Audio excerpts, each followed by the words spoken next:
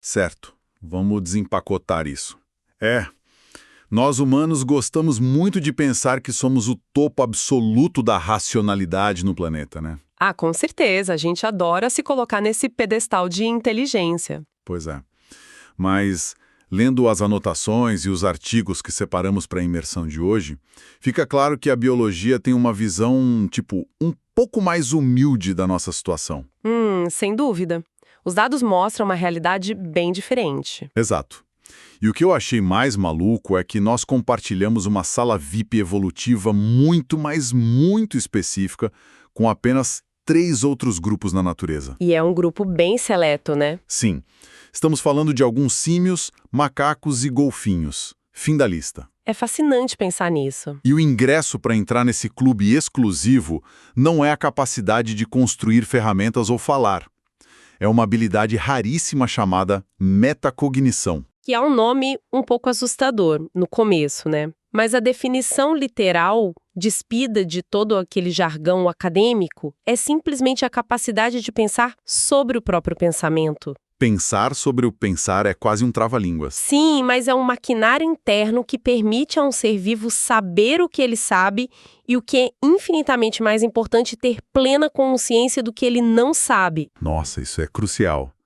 E por que isso importa tanto para quem está ouvindo a gente hoje? Porque é o que nos permite tomar decisões melhores e nos mantermos informados sem aquela sensação esmagadora de sobrecarga, sabe? Faz todo sentido.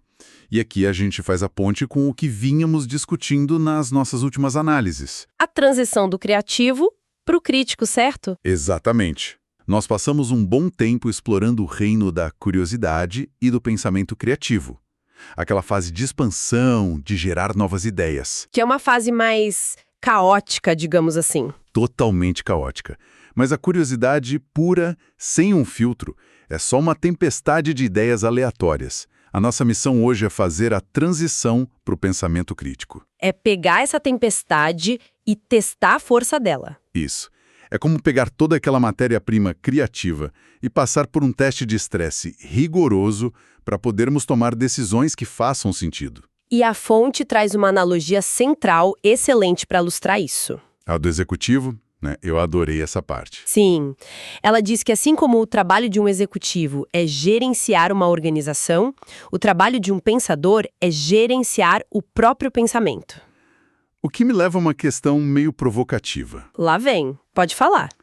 Se somos os executivos da nossa própria mente, será que a nossa sobrecarga de informações e estresse diário acontece porque esse executivo está dormindo no ponto ou microgerenciando demais? O que é fascinante aqui é que pertencer a esse grupo exclusivo de espécies significa ter o equipamento, mas não garante que a gente use ele direito.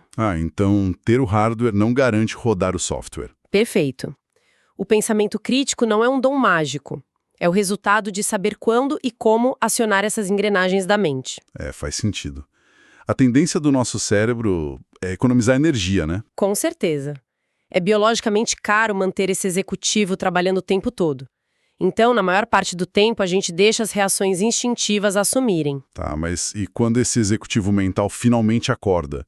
Quais são as ferramentas que ele usa no dia a dia? A fonte lista 3 estratégias metacognitivas básicas. Certo. A. Monitorar e avaliar nossos processos de pensamento. Aqui é onde a coisa fica realmente interessante. O que você notou? Olha, a estratégia número 1, essa de conectar coisas novas com o que já sabemos, soa muito como o uso da curiosidade e do pensamento criativo que vimos antes. Juntar as peças antigas com as novas, exato. Mas as estratégias 2 e 3 parecem ser o trabalho pesado do pensamento crítico mesmo. É colocar a mão na massa. Exatamente. A primeira estratégia é a ponte, que traz a informação para dentro da nossa cabeça. Sem essa ponte, a gente só ignora a informação, né? Sim, ou aceita cegamente sem pensar. Já as outras 2 estratégias são a verdadeira sala de controle. Onde decidimos o que fazer com a informação. Isso. E é isso que evita aquelas reações impulsivas que costumam nos colocar em apuros. O que nos leva a um ponto importante. Sabendo que essas estratégias existem, o quanto estamos realmente acordados quando usamos tudo isso? É essa a grande pergunta. As fontes nos apresentam os 4 níveis de pensamento que formam uma espécie de escada da consciência. Cada degrau é mais metacognitivo que o anterior. Começando pela base, claro. O nível 1, a fonte chama de uso tácito. Pelo que entendi, é o nosso pensamento diário, de sobrevivência, sem refletir sobre o processo em si. É o famoso piloto automático, por exemplo, decisões básicas como atravessar a rua. Ou passar no corredor do mercado e lembrar de comprar leite, né? Não tem uma reflexão profunda sobre de onde veio o leite. Não, e ainda bem que não tem. Se a gente fosse analisar criticamente cada passo no mercado, entraríamos em colapso. Paralisia por análise. Mas aí a gente sobe para o nível 2, o uso consciente. A fonte descreve isso como ter ciência de que estamos pensando de uma determinada maneira. Sim, é o momento em que a gente flagra o nosso próprio cérebro funcionando. O exemplo do material é muito bom. Imagina que a pessoa precise de $300 para o conserto do carro. Uma emergência clássica. O cérebro no nível 1 vai buscar a saída mais rápida. Devo usar a poupança ou o cartão de crédito? Então, o que tudo isso significa? O uso tácito seria como dirigir no piloto automático e nem lembrar do caminho até em casa, certo? Exatamente. E o uso consciente é como de repente perceber que está parado num engarrafamento gigante. Uma excelente analogia. Se conectarmos isso a um panorama maior, o uso consciente é a nossa primeira linha de defesa contra decisões ruins. O verdadeiro momento eureka, então, não é achar a resposta, mas perceber os nossos próprios pontos cegos. Exato. É sair da reação instintiva. No caso do carro, é parar e pensar, espera. Por que eu achei que a poupança e o cartão eram as minhas únicas opções? Quebra o falso binário. Isso. A gente cria limites artificiais para os nossos problemas o tempo todo. Tá, mas aí eu fico pensando. Se o pensamento consciente é apenas flagrar a si mesmo pensando, como a gente assume o controle de verdade? Ah, aí a gente precisa subir mais um degrau. Porque só perceber que está no trânsito não tira o carro do lugar. Nem um pouco. É aqui que entramos nos 2 níveis mais altos e poderosos da cognição, começando pelo nível 3, O uso estratégico. que é planejar conscientemente como pensar sobre um problema. O material fala sobre planejar as férias, né? Sim.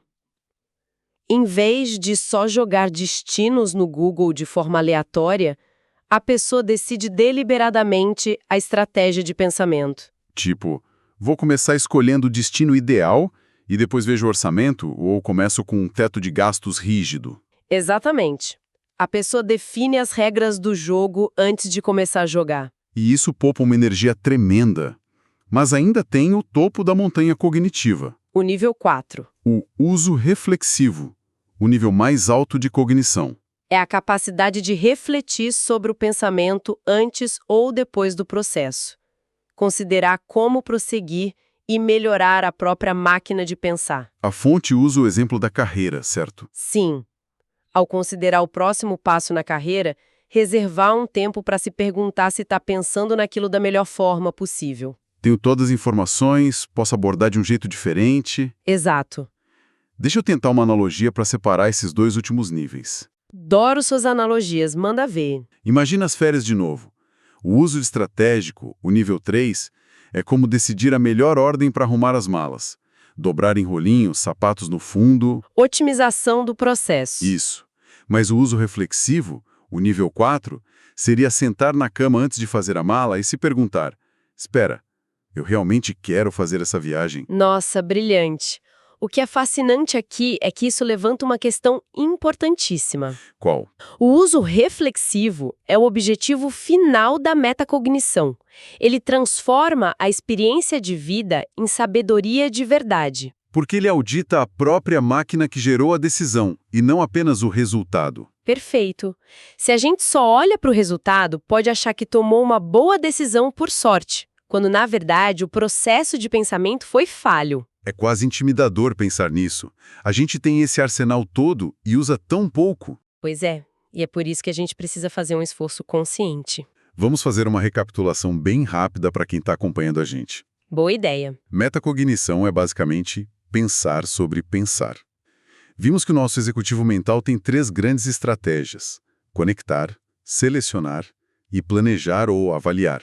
E que existem 4 níveis de evolução desse pensamento. Tácito, consciente, estratégico e reflexivo. E com esse mapa em mãos, eu queria trazer o desafio final que a própria fonte propõe. Opa, desafio prático. Gosto assim. Para quem está nos ouvindo agora, pense naquele problema de trabalho que está rondando a sua mente por dias ou talvez semanas. É aquele que tira o sono. Esse mesmo. A provocação da fonte é bem direta. Que tipo de pensamento está sendo usado para tentar resolver isso? Ah, essa dói. Porque na maioria das vezes a gente está preso no nível tácito, né? Com certeza. Há uma dependência excessiva no pensamento tácito, de tentar resolver no piloto automático, tomando decisões sem refletir muito. A pessoa fica batendo a cabeça na parede em vez de procurar a porta. Exato. A pergunta é, existe um questionamento real sobre como se está pensando no problema? Mudar a própria forma de pensar é o que destrava a solução. Isso é poderoso demais e me leva a uma reflexão final, algo para a mente de quem acompanha a gente continuar trabalhando depois que terminarmos aqui. Qual é a reflexão? Pense no seguinte: nós dividimos essa capacidade extraordinária de pensar sobre o pensamento com os golfinhos e os grandes primatas. Um maquinário biológico incrível. Sim. Mas aí nós usamos isso para quê? Para sofrer por antecipação sobre a conta de conserto do carro? Ou para passar semanas roendo as unhas sobre um passo na carreira? Ficar criando cenários catastróficos que nunca vão acontecer. Exato. Então fica a dúvida. Será que a metacognição de alto nível, quando mal utilizada, é a maior fonte da nossa ansiedade moderna? É uma possibilidade bem real. Ou será que ela é exatamente a única ferramenta que temos para nos libertar dessa ansiedade se usarmos da forma reflexiva e estratégica correta? Nossa, essa é uma reflexão para levar para a vida. Fica aí a pulga atrás da orelha para quem nos escuta. É preciso aprender a domar esse executivo que mora na nossa cabeça. Muito obrigado por acompanhar mais esta imersão. Foi excelente! Continuem questionando não apenas as respostas que recebem, mas principalmente como vocês chegam até elas. Até a próxima.